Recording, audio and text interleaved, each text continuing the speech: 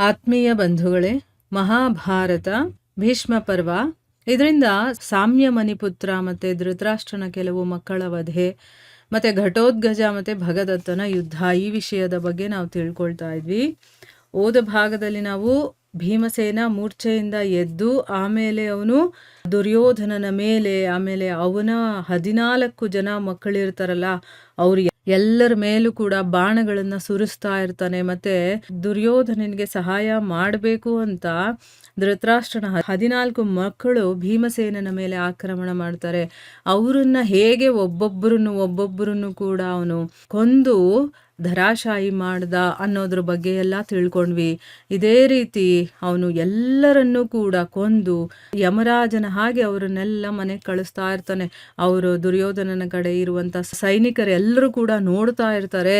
ಭೀಮಸೇನನ ಈ ರೀತಿ ಒಂದು ಪ್ರಬಲವಾದಂತಹ ಪರಾಕ್ರಮವನ್ನ ನೋಡಿ ಇನ್ನ ಉಳಿದಿರುವಂತ ಧೃತರಾಷ್ಟ್ರನ ಮಕ್ಕಳು ಹೆದರ್ಕೊಂಡು ನಮ್ಮನ್ನು ಎಲ್ಲಿ ಕೊಂದುಬಿಡ್ತಾನೋ ಅಂತ ಹೋಗ್ಬಿಡ್ತಾರೆ. ಆಗ ಭೀಷ್ಮರು ಮಹಾರಥಿಗಳು ಎಲ್ಲರಿಗೂ ಹೇಳ್ತಾರೆ, ನೋಡು, ಈ ಭೀಮಸೇನ ಧೃತರಾಷ್ಟ್ರನ ಮಹಾರಥಿ ಮಕ್ಕಳನ್ನ ಕೊಂದೇ ಬಿಡ್ತಾನೆ, ಇವನನ್ನ ತಕ್ಷಣ ಹಿಡ್ಕೊಳ್ಳಿ, ತುಂಬಾ ಲೇಟ್ ಮಾಡಬೇಡಿ. ಭೀಷ್ಮರ ಈ ಒಂದು ಆದೇಶವನ್ನ ಪಡೆದಿದ ತಕ್ಷಣನೇ ಕೌರವ ಪಕ್ಷದ ಎಲ್ಲ ಸೈನಿಕರು ಕೂಡ ಕೋಪ ಮಾಡಿಕೊಂಡು ಮಹಾಬಲಶಾಲಿಯಾದಂತಹ ಭೀಮಸೇನನ ಮೇಲೆ ಅವರೆಲ್ಲರೂ ಕೂಡ ಒಂದೇ ಸರಿ ಎರಗುತ್ತಾರೆ, ಅಂದ್ರೆ ಅವನ ಮೇಲೆ ಅಟ್ಯಾಕ್ ಮಾಡ್ತಾರೆ ಅಂತ.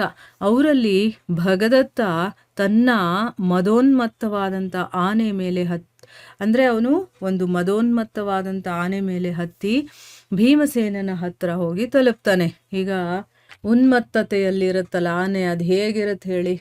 ಆ ಒಂದು ಆನೆ ಮೇಲೆ ಕೂತ್ಕೊಂಡು ಈಗ ಭೀಮಸೇನನ ಹತ್ರ ಹೋಗ್ತಾನೆ. ಅಲ್ಲಿ ಅದು ತಲುಪಿದ ತಕ್ಷಣನೇ ಅವನೇನ್ ಮಾಡ್ತಾನೆ, ಬಾಣಗಳ ಮಳೆಯನ್ನ ಸುರಿಸಿ ಭೀಮಸೇನನ್ನ ಹೆಚ್ಚು ಕಡಿಮೆ ಮುಚ್ಚೇ ಬಿಡ್ತಾನೆ. ಅವ್ನು ಕಾಣಿಸೋದೇ ಇಲ್ಲ, ಅಷ್ಟು ಬಾಣಗಳನ್ನ ಬಿಟ್ಬಿಡ್ತಾನೆ. ಅಭಿಮನ್ಯು ಇನ್ನು ಬೇಕಾದಷ್ಟು ಜನ ವೀರರಿಗೆ ಇದನ್ನೆಲ್ಲ ನೋಡೋದಕ್ಕೆ ಆಗ್ಲಿಲ್ಲ. ಅವರು ಏನು ಮಾಡ್ತಾರೆ ತಕ್ಷಣ ಅಂದ್ರೆ ಅವನು ಕಾಣಿಸ್ತಾನೆ ಇಲ್ಲ, ಅಷ್ಟು ಬಾಣಗಳನ್ನ ಬಿಟ್ಬಿಟ್ಟಿದ್ದಾರೆ. ಅವರು ಕೂಡ ಏನು ಮಾಡ್ತಾರೆ, ಬಾಣಗಳನ್ನ ಸುರಿಸಿ ಭಗದತ್ತನನ್ನ 4 ಕಡೆಗಳಿಂದ ಆಚ್ಛಾದಿತನನ್ನಾಗಿ ಮಾಡ್ತಾರೆ. ಎಲ್ಲ ಕಡೆಯಿಂದನೂ ಅವನನ್ನ ಸುತ್ತುವರಿತಾರೆ.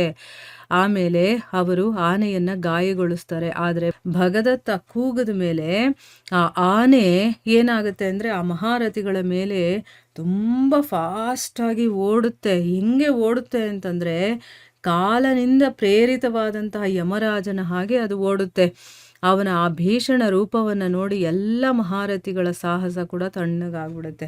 ಅಂದ್ರೆ ಈಗ ಭೀಮಸೇನ ಒಂದು ಭೀಷಣವಾದಂತಹ ರೂಪವನ್ನ ತಗೊಳ್ತಾನೆ. ಆ ರೂಪವನ್ನ ನೋಡಿ ಎಲ್ಲರಿಗೂ ಕೂಡ ಮೈಯೆಲ್ಲ ತಣ್ಣಗಾಗ್ಬಿಡುತ್ತೆ.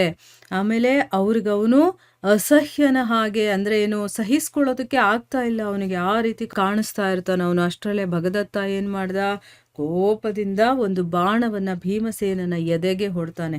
ಅದರಿಂದ ಗಾಯ ಆಗಿದ ತಕ್ಷಣನೇ ಭೀಮಸೇನ ಅಚೇತನನ ಹಾಗೆ, ಅವನಿಗೆ ಪ್ರಜ್ಞೆನೇ ಇಲ್ವೇನೋ ಅನ್ನೋ ರೀತಿ ಆಗ್ಬಿಡ್ತಾನೆ.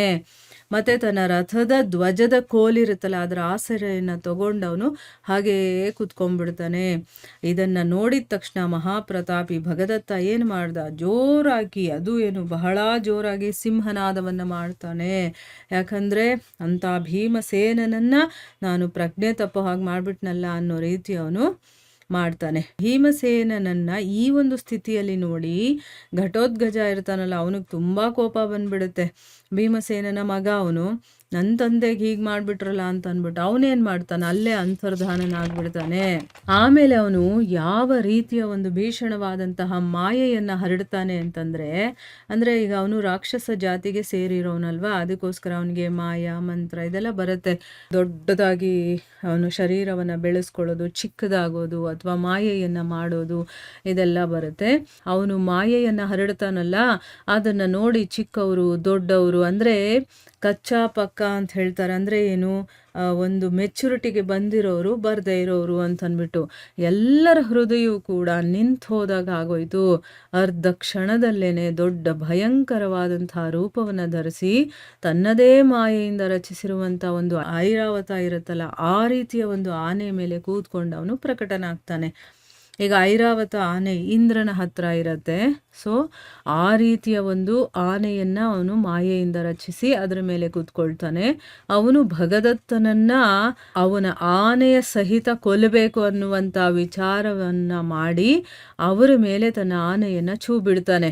ಆ ಚತುರ್ದಂತ ಗಜರಾಜ ಏನು ಮಾಡ್ತು, ಭಗದತ್ತನ ಆನೆಗೆ ಬಹಳ ತೊಂದರೆಯನ್ನು ಕೊಡೋದಕ್ಕೆ ಶುರುವಾಗತ್ತೆ. ಆದ್ರಿಂದ ಆ ಆನೆ ಏನಾಯಿತು ಅಂತಂದರೆ ಬೇಗ ಬೇಗ ವಜ್ರಪಾತದ ಹಾಗೆ ಬಹಳ ಜೋರಾಗಿ ಅದು ಗೀಳಿಡೋದಕ್ಕೆ ಶುರುವಾಗತ್ತೆ. ಅಂದರೆ ಜೋರಾಗಿ ಕೂಗ್ಕೊಳ್ಳುತ್ತಲ್ಲ, ಆನೆ ಕೂಗೋದನ್ನ ಕೇಳಿದೀವಲ್ವ, ಆ ರೀತಿ ಕೂಗೋದಕ್ಕೆ ಶುರುವಾಗತ್ತೆ. ಅದರ ಒಂದು ಭೀಷಣ ನಾದವನ್ನು ಕೇಳಿ ಭೀಷ್ಮರು ಆಚಾರ್ಯ ದ್ರೋಣ ಮತ್ತು ರಾಜ ದುರ್ಯೋಧನನಿಗೆ ಹೇಳ್ತಾರೆ. ಏನು ಹೇಳ್ತಾರೆ ಅನ್ನೋದನ್ನ ನಾವು ಮುಂದಿನ ಭಾಗದಲ್ಲಿ ತಿಳ್ಕೊಳ್ಳೋಣ. ಸೊ ಈಗ ಘಟೋತ್ಕಚ ತನ್ನ ಆನೆಯನ್ನು ಛೂ ಬಿಟ್ಟಿದ್ದಾನೆ, ಅದು ಕಿರುಚ್ತಾ ಇದೆ ಆಯಿತಾ. ಆ ಕಿರುಚಾಟವನ್ನು ಕೇಳಿದ ತಕ್ಷಣ ಭೀಷ್ಮರಿಗೆ ಅದು ಅರ್ಥ ಆಯಿತು ಏನಾಗ್ತಾ ಇದೆ ಅಂತಂದ್ಬಿಟ್ಟು. ಅದಕ್ಕೀಗ ಆಚಾರ್ಯ ದ್ರೋಣ ಮತ್ತು ರಾಜ ದುರ್ಯೋಧನನಿಗೆ ಏನೋ ಒಂದು ವಿಷಯವನ್ನು ಹೇಳ್ತಾರೆ.